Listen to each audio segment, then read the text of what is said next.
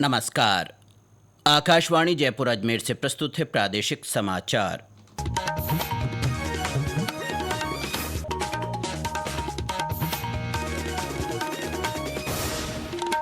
मुख्य समाचार। केंद्रीय कृषि मंत्री शिवराज सिंह चौहान ने कहा, कृषि क्षेत्र 3.7% की दर से प्रगति कर रहा है। मुख्यमंत्री भजन लाल शर्मा ने शेखावाटी अंचल की हवेलियों को टूरिज्म हब के रूप में विकसित करने की बात कही। अब तक 662 हवेलियां चिन्हित। आयकर रिटर्न भरने की सीमा एक दिन बढ़ी। आज रात 12 बजे तक ITR दाखिल की जा सकेगी। प्रदेश में कल से ग्रामीण और शहरी सेवा शिविर आयोजित किए जाएंगे और विश्व ओजोन दिवस के अवसर पर जागरूकता रैलियों सहित कई कार्यक्रमों का आयोजन।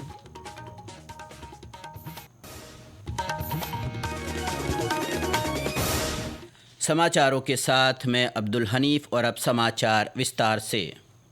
केंद्रीय कृषि और किसान कल्याण मंत्री शिवराज सिंह चौहान ने कहा है कि देश का कृषि क्षेत्र तेज गति से आगे बढ़ रहा है।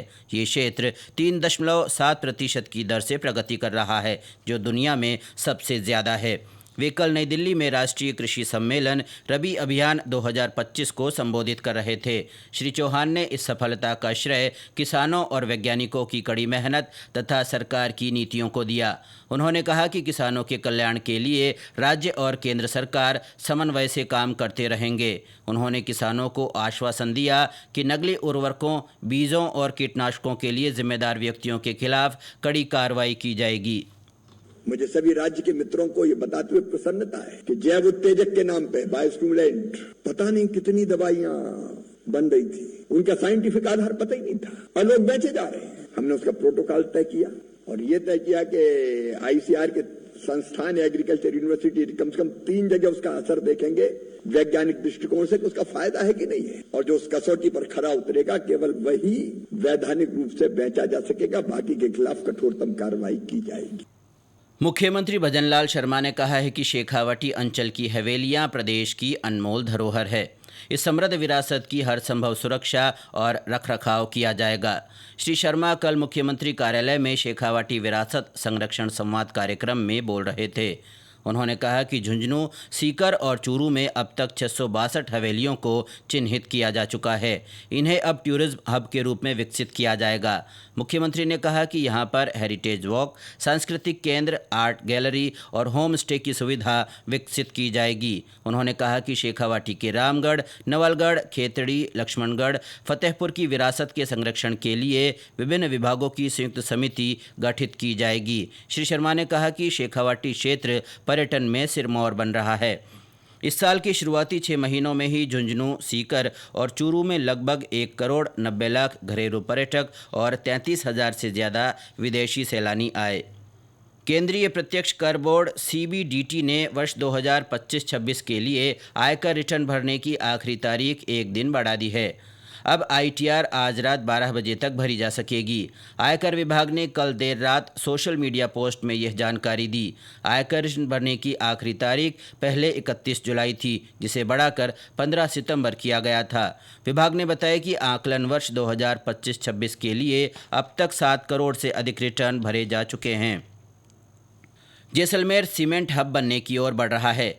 खनन विभाग की ओर से सीमेंट कंपनियों को संयंत्र लगाने के लिए जिले में 8 नए ब्लॉक आवंटित किए गए हैं। इससे बड़ी संख्या में स्थानीय लोगों को रोजगार के अवसर मिलेंगे। और ब्यौरा हमारे संवाददाता से। जैसलमेर जिले में 2 कंपनियों ने सरकार के साथ MOU के बाद सीमेंट फैक्ट्री लगाने का काम भी शुरू कर दिया है। सरकार द्वारा खनन विभाग के माध्यम से सीमेंट कंपनियों को 8 नए ब्लॉक खनन के लिए आवंटित कर दिए हैं, जिससे जैसलमेर अब सीमेंट फैक्ट्रियों का हब बन जाएगा। सीमेंट फैक्ट्रियों की स्थापना व सीमेंट ग्रेड लाइन स्टोन का खनन शुरू होने पर जैसलमेर में बड़ी संख्या में क्षेत्रवासियों को रोजगार भी मिलेगा। वही कंपनियों द्वारा CSR फंड के तहत जैसलमेर के ग्रामीण इलाकों में चिकित्सा व शिक्षा के क्षेत्र में विकास करने का प्रयास भी किया जाएगा। मनीष व्यास, आकाशवाणी समाचार, जैसलमेर। कर्मचारी चयन आयोग ने बड़े पैमाने पर संयुक्त स्नातक स्तर परीक्षा 2025 रद्द किए जाने की सोशल मीडिया खबरों को पूरी तरह गलत और भ्रामक बताया है। कार्मिक लोक शिकायत और पेंशन मंत्रालय ने बताया कि ये भर्ती परीक्षा पूरे देश में सभी केंद्रों पर निर्धारित कार्यक्रम के अनुसार चल रही है। आयोग ने परीक्षार्थियों को आश्वस्त किया कि परीक्षा प्रक्रिया सुचारू रहेगी। राज्य स्तरीय प्रतिभा खोज परीक्षा 2025 के लिए आवेदन आज से किए जा सकते हैं। आवेदन की अंतिम तिथि 23 सितंबर है। राजस्थान माध्यमिक शिक्षा बोर्ड सचिव कैलाश चंद्र शर्मा ने बताया कि 10वीं और 12वीं कक्षा में पढ़ने वाले विद्यार्थियों के लिए ये परीक्षा आयोजित की जाती है। उन्होंने बताया कि इस साल 16 नवंबर को सभी जिला मुख्यालयों पर प्रतिभा खोज परीक्षा का आयोजन किया जाएगा। ये समाचार आकाशवाणी जयपुर अजमेर से प्रसारित किए जा रहे हैं। प्रादेशिक समाचार बुलेटिन आप हमारे एक्स हैंडल @AIR_जयपुर, YouTube channel Rajasthan AIR news और फेसबुक AIR न्यूज़ राजस्थान पर भी सुन सकते हैं। इसके साथ ही आप हमारी वेबसाइट newsonair.gov.in पर भी समाचार सुन सकते हैं और संबंधित फ़ोटो और वीडियो देख सकते हैं। प्रदेश में कल से ग्रामीण और शहरी सेवा शिविर आयोजित किए जाएंगे। इसके लिए सभी तैयारियां पूरी कर ली गई हैं। इन शिविरों का उद्देश्य नागरिकों की समस्याओं का त्वरित निस्तारण और आवश्यक सेवाओं को एक ही स्थान पर उपलब्ध कराना है।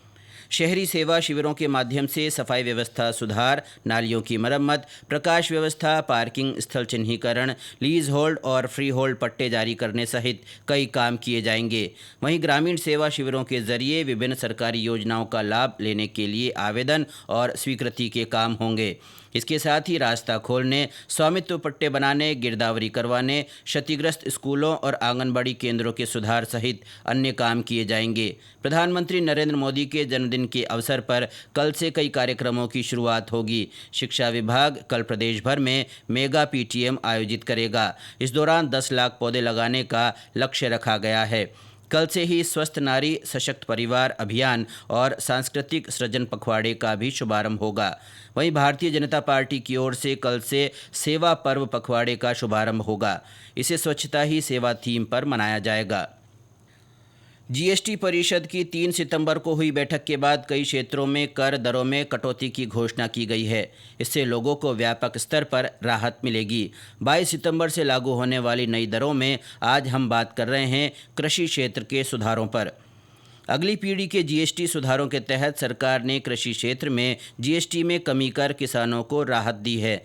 1800 सीसी से कम क्षमता वाले ट्रैक्टरों पर टैक्स 12% से घटाकर 5% किया गया है। टायर और ट्यूब, हाइड्रोलिक पंप सहित ट्रैक्टर के पुर्जों पर GST दर 18 से घटाकर 5% की गई है। विशिष्ट जैव कीटनाशक, सूक्ष्म पोषक तत्व, ड्रिप सिंचाई प्रणाली और स्प्रिंकलर सहित कई अन्य कृषि मशीनों पर भी दर 12 से घटाकर 5% की गई है। इन बदलावों से खासकर छोटे और मध्यम किसानों को फायदा होगा। कृषि उपकरणों पर GST दरों में कमी से खेती की लागत कम होगी। नई कर दरें इस महीने की 22 तारीख से लागू होगी। आज विश्व ओजोन दिवस है। सरकार की ओर से भी वाहनों से होने वाले प्रदूषण पर नियंत्रण के लिए EV पॉलिसी लागू की गई है। एयर क्वालिटी की जांच के लिए भी भीड़भाड़ वाले स्थानों पर प्रदूषण मापक यंत्र लगाए जा रहे हैं। इसके साथ ही औद्योगिक प्रदूषण पर निगरानी के लिए उद्योगों की नियमित जांच और सड़कों पर धूल की रोकथाम के लिए स्वीपिंग मशीनों से सफाई की जा रही है। ओजोन दिवस पर विभिन्न जागरूकता कार्यक्रम आयोजित किए जा रहे हैं। भरतपुर में आज रैली निकालकर इसके महत्व की जानकारी दी गई। सवाईमाधोपुर से हमारे संवाददाता ने बताया कि लोगों को ओजोन परत और पर्यावरण संरक्षण के बारे में जागरूक किया जा रहा है। और अंत में मुख्य समाचार एक बार फिर। केंद्रीय कृषि मंत्री शिवराज सिंह चौहान ने कहा, कृषि क्षेत्र 3.7% की दर से प्रगति कर रहा है। मुख्यमंत्री भजनलाल शर्मा ने शेखावाटी अंचल की हवेलियों को टूरिज्म हब के रूप में विकसित करने पर जोर दिया। अब तक 662 हवेलियां चिन्हित। आयकर रिटर्न भरने की सीमा एक दिन बढ़ी। आज रात 12 बजे तक ITR दाखिल की जा सकेगी। प्रदेश में कल से ग्रामीण और शहरी सेवा शिविर आयोजित किए जाएंगे। और विश्व ओजोन दिवस के अवसर पर जागरूकता रैलियों सहित कई कार्यक्रमों का आयोजन।